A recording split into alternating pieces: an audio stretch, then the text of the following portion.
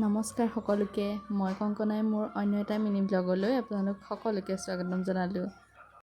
দেউতা ঢুকুৱা 3 বছৰ সম্পূৰ্ণ হৈছে আজি আৰু সেই উপলক্ষে আমাৰ ঘৰত এভাগ নাম আগবঢ়াইছিলে। তাৰে ভিডিঅ' ক্লিপ কেইটামান ৰাখি থৈছিলোঁ, সকলোৱে শেষলৈকে চাব।